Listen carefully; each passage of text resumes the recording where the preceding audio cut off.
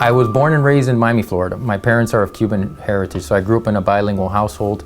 And interestingly, not really a strong medical background. I mean, my dad, in fact, is very blue collar. He came to this country as an immigrant and did a lot of construction type work. And that's actually where my interest in orthopedics really originated, from doing carpentry, if you will, believe it or not. And it's surprising that as I evolved and I took an interest in the sciences and I went to school for college at the University of Miami, when I had the opportunity to shadow a doctor, because I was expressing some interest in medicine, the first doctor I saw was an orthopedic surgeon. And the first surgery I saw was a knee replacement. And what stands out to me vividly is seeing what this doctor, this surgeon was doing and thinking to myself, I could handle those tools. I could do that, because in many ways it was, granted it's very sophisticated and I know what we do is very technical, but it has a lot to do with craftsmanship and with carpentry. And so I really took an interest to that, in the mechanics and the engineering of orthopedics. Once I finished my studies in college and I applied for medical school, I was fortunate in that I was accepted to University of Florida, not far down the road here in Gainesville, and I finished my schooling there. Of course, once you finish medical school, you earn the title of being a doctor, but to be trained in a specialty, you have to do further training in the form of a residency, and I did that all the way up in Minnesota, where I went to the Mayo Clinic and I did my orthopedic training, which I was very privileged to do because it's one of the places that's renowned for its work in many aspects of medicine, but in orthopedics in particular. And I had a great many mentors that really molded me in my, not just my surgical skills, but also my way of approaching patients and about thinking through these problems, which I really pride myself on. As I mentioned earlier, with orthopedics, I took an interest in spine surgery, which is a very challenging field, very interesting and complex.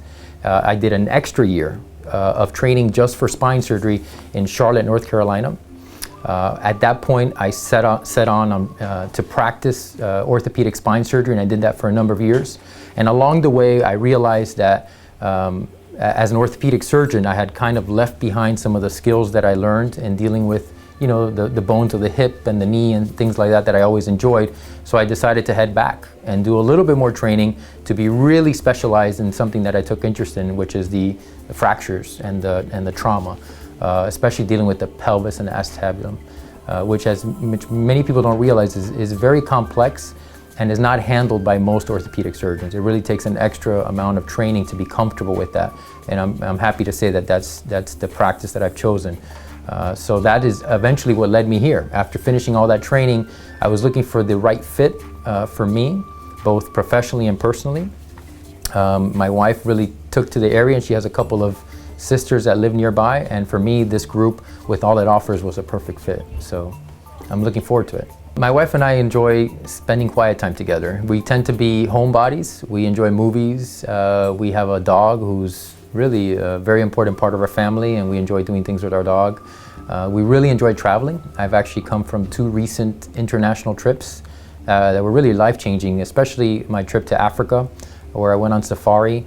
And over the I didn't do much traveling in my youth, and maybe even in my early adulthood, but over the last 5 or 10 years, I've really taken a tremendous amount of joy in traveling and exploring new areas and getting to know new groups of people and appreciating the cultural differences that sometimes distinguish us, but also surprisingly sometimes unite us, because there are so many things that are similar from one nation, from one culture to the other.